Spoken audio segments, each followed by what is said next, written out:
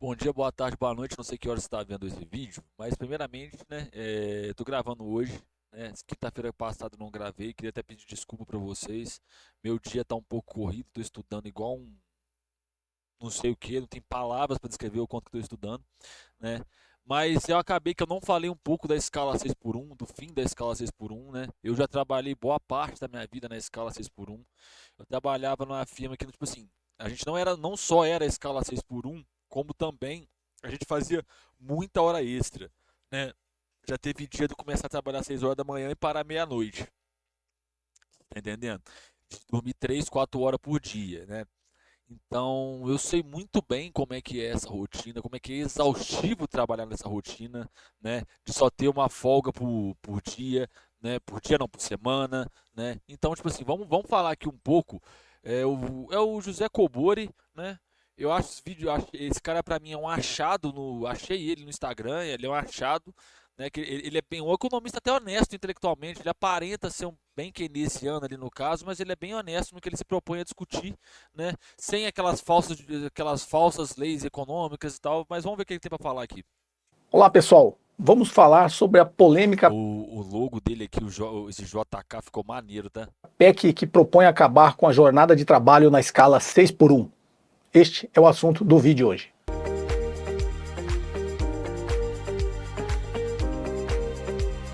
Você vê que, tipo assim, ele é um cara rodado, ele é um cara que tem um destaque, olha lá.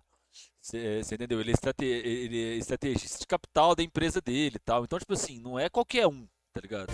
Você vê que é um cara do alto escalão, não do alto escalão, mas você vê que é um cara que tem uma certa influência dentro do mercado financeiro, né? Bem, pessoal, se você ainda não é inscrito no canal, inscreva-se e ative as notificações para ser avisado sempre que eu postar um novo conteúdo. Inscrito, Caso você pronto. goste, não esqueça de clicar no like e fazer os seus comentários aqui abaixo.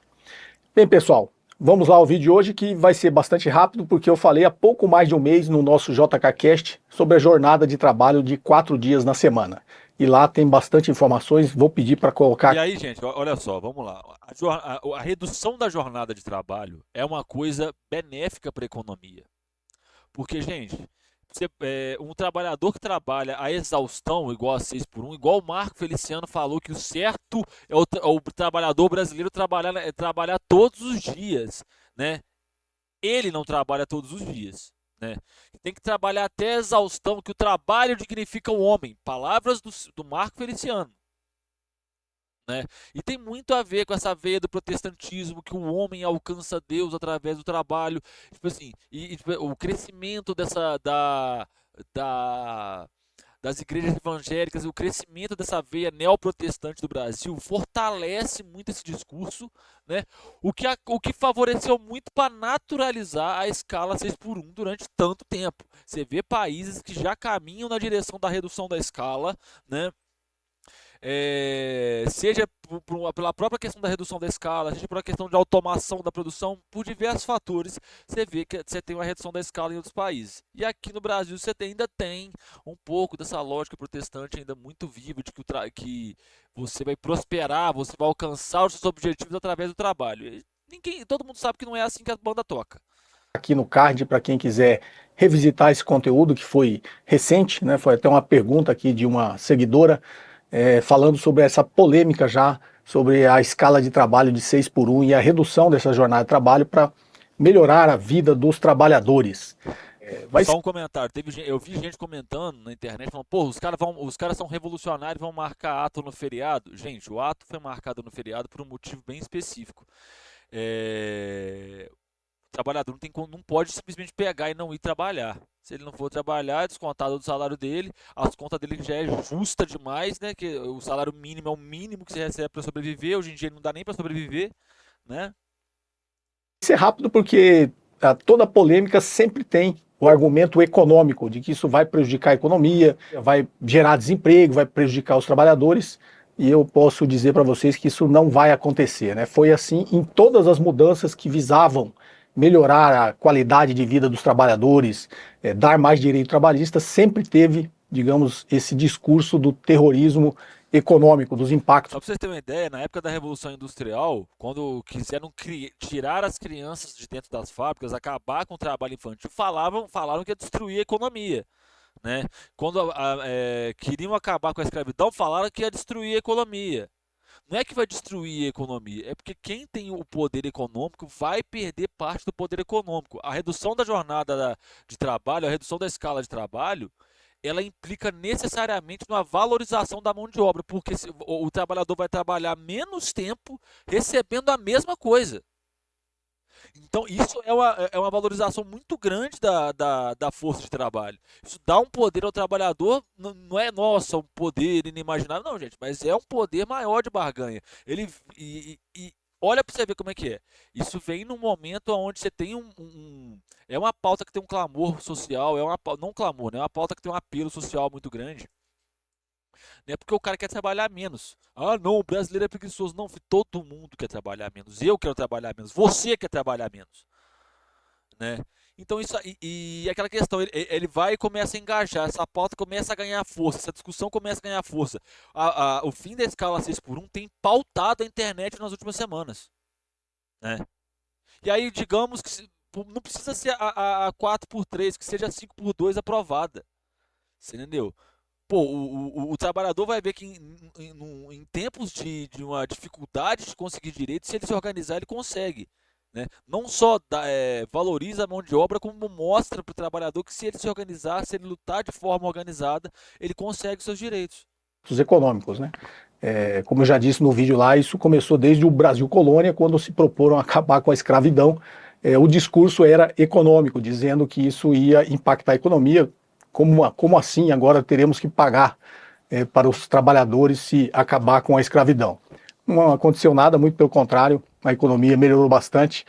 Foi assim também, como eu citei, quando acabaram e combateram aí a Organização Internacional do Trabalho em 1919 contra a jornada de 14 horas diárias de trabalho, né? Tinha trabalhadores, isso logo depois da Revolução Industrial, trabalhavam até 16 horas por dia, e quando proporam reduzir, né, sempre que for... Eu já trabalhei, teve um período da minha vida que eu trabalhei 16 horas por dia. Era tão bizarro que eu chegava em casa, eu tomava banho.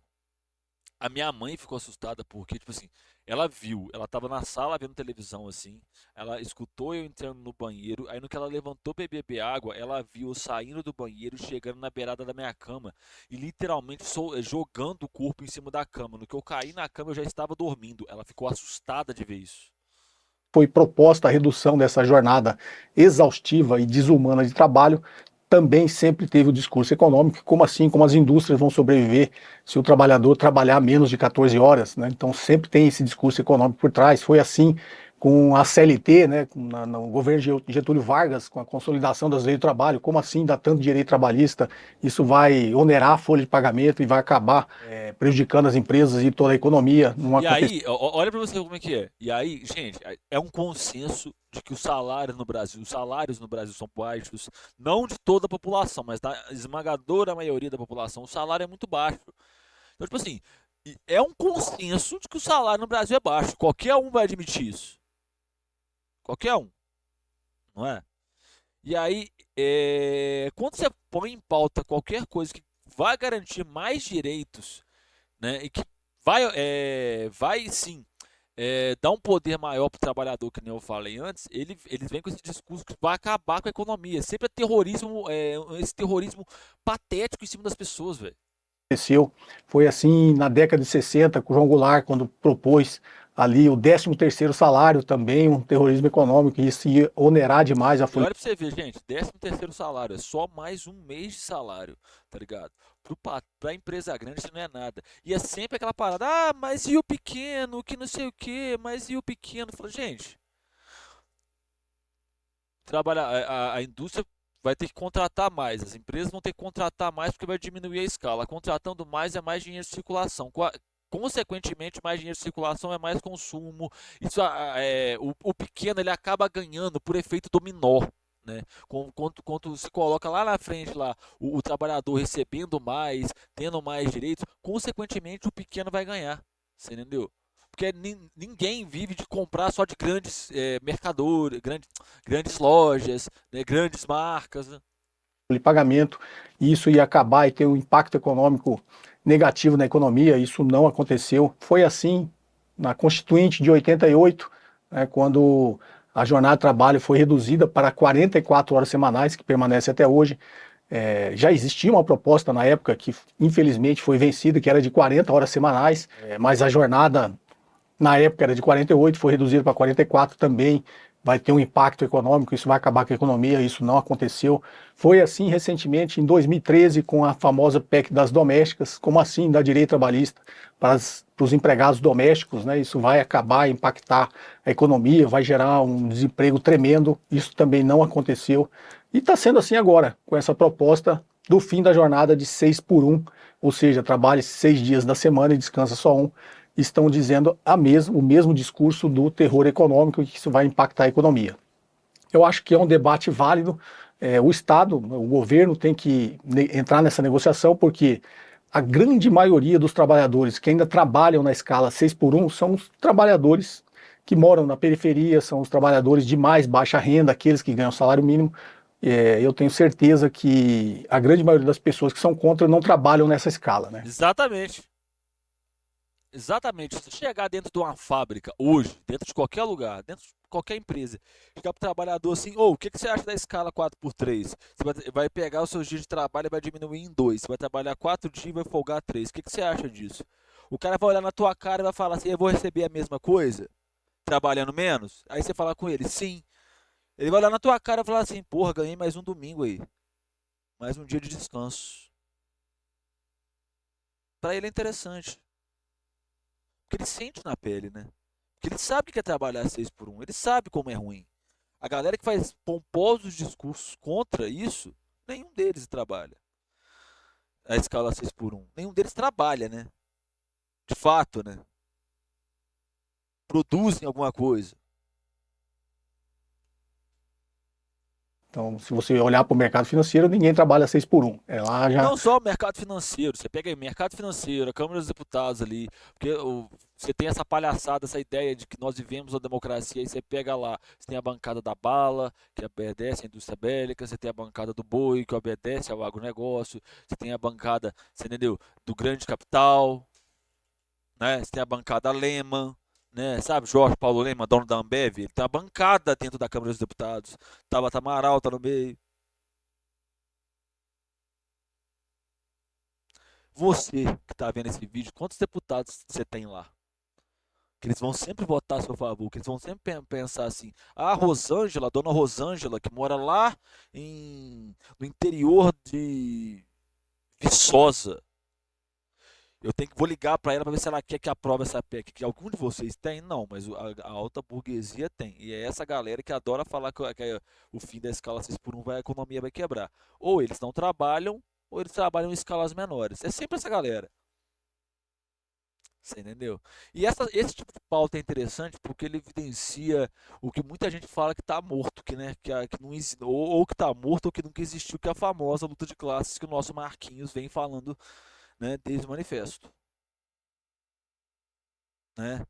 Pautas assim evidenciam. Você tem a burguesia e aqueles que defendem os interesses da burguesia lutando contra, e você tem quem é a favor do trabalhador e o próprio trabalhador lutando a favor. Até porque, né, os movimentos comunistas, a maioria lá a gente trabalha. Né? Ninguém trabalha sábado e domingo.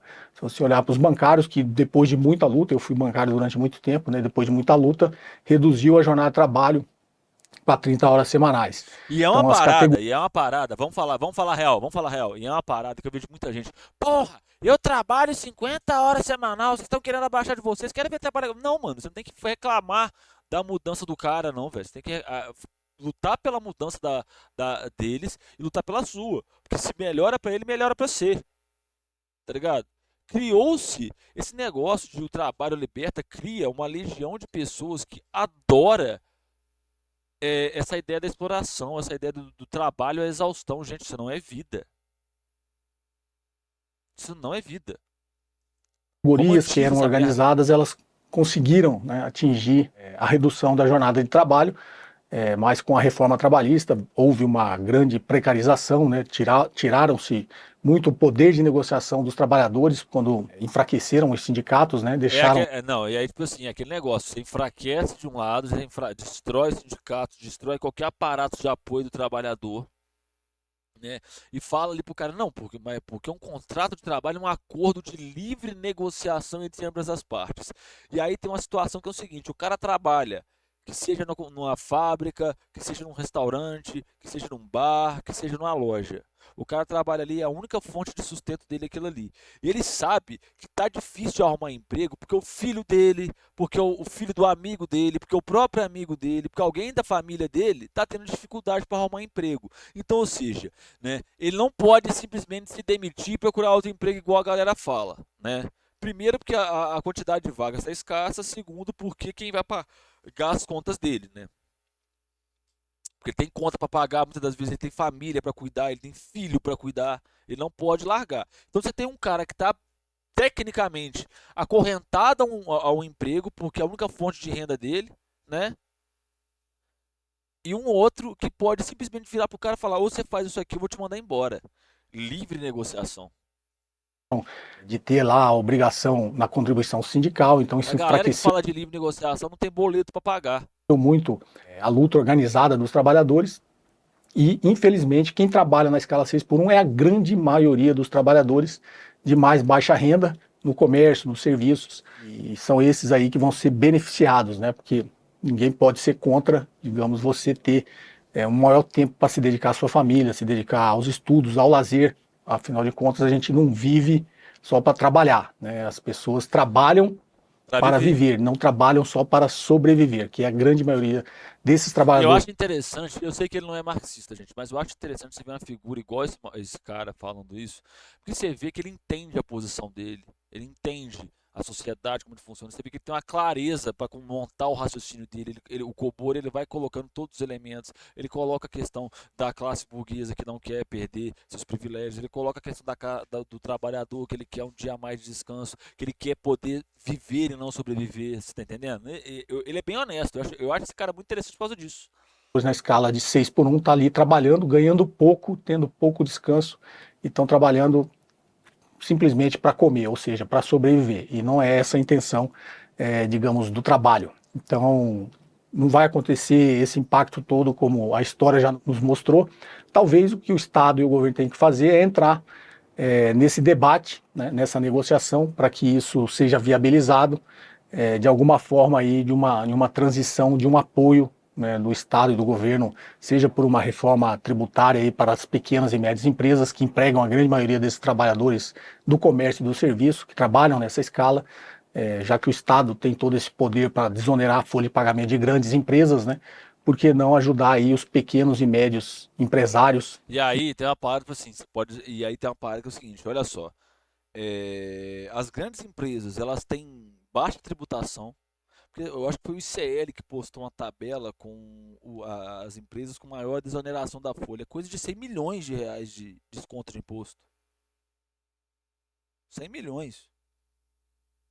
Quando a galera fala com vocês, mas e o pequeno? Sabe o que vocês podem responder? Fala para cobrar o imposto de todas as grandes empresas. A Avan tá lá no meio, tá? Globo tá lá no meio. Fala para eles acabar com a isenção dessas grandes empresas. Pega essas isenções e direciona toda para o pequeno empresário. Toda ela. Aí você vai desonerar a folha do cara, né? Você vai desonerar todos os impostos do cara. Você vai manter ele de pé. Porque o pequeno é tão importante quanto o grande. E em alguns pontos ele é maior, ele é mais importante do que o grande empresário. Tá? Que empregam a grande maioria dessa mão de obra, e com certeza isso tudo vem nessa discussão que eu já tenho feito aqui sobre reforma tributária. Se você desonerar o consumo e desonerar a produção, você já dá uma grande ajuda para essas empresas, para que elas consigam reduzir essa jornada de trabalho. Então isso tudo tem que ser negociado, isso tudo tem que ser conduzido e coordenado pelo Estado brasileiro para que a vida do trabalhador melhore bastante. Porque também existe aí essa grande aumento de produtividade, de escala que está sendo ganha com a tecnologia, só que essa aumento de produtividade via tecnologia nunca é repassada para a classe trabalhadora, né? Isso é só utilizada É para aquela questão, tipo assim, você tem uma fábrica, né? Aí você consegue automatizar a parte da produção. Essa automação da produção não vem em detrimento da diminuição da carga horária do trabalhador. Vamos pensar da forma simples e prática. Hoje, nós temos condições de automatizar todo o serviço de caixa dos supermercados. Isso já está começando a ser feito, por sinal. Essa automação visa fazer com que essas pessoas trabalhem menos? Não. Essa automação visa substituir o trabalho humano por máquinas. Porque o trabalho humano, você tem aquela questão da pessoa passar mal, você tem aquela a questão do horário, né, o salário, os impostos. A máquina, você corta tudo isso e a energia elétrica só que aumenta. Né? Então, hoje em dia, a tecnologia ela vem para substituir o humano e dilatar a taxa de lucro. Aumentar ainda mais a acumulação de capital e a concentração de renda.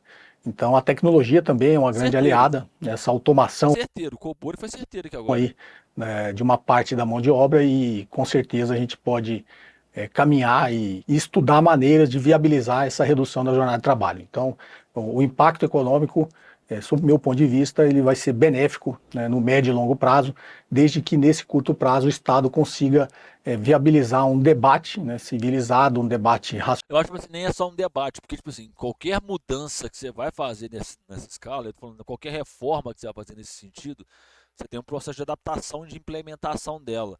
Porque tem para muita gente baixou lá em cima, virou a chave, no outro dia está tudo funcionando normal. Não, você tem um processo de adaptação, de reorganização das forças produtivas, de reorganização do pequeno e médio empresário, né? E aí essa questão que ele fala de tirar a desoneração das grandes empresas e colocar nas pequenas, tem uma lógica por trás, ajuda realmente. Nacional que possa aí melhorar a vida da classe trabalhadora e dar um acesso maior. Afinal, todos temos direito ao bem-estar, a mais tempo com a família, a mais tempo para o lazer e para o entretenimento, porque isso se traduz em qualidade de vida e, com certeza, aumento de produtividade no trabalho. Essa era a minha opinião. Se você gostou do conteúdo, não esqueça de clicar no like e fazer o É seu. isso aí, Cobor, é isso aí. Eu acho que o vídeo dele foi interessante, vou até deixar meu like aqui, tá? É isso aí. Deixar aqui esse pequeno adendo à questão da escala 6 por 1, né, que eu acho que é um tema que vai pautar ainda os debates nas próximas semanas. Muito obrigado por você que assistiu até aqui. Um beijo no seu coração. Até a próxima. Fui.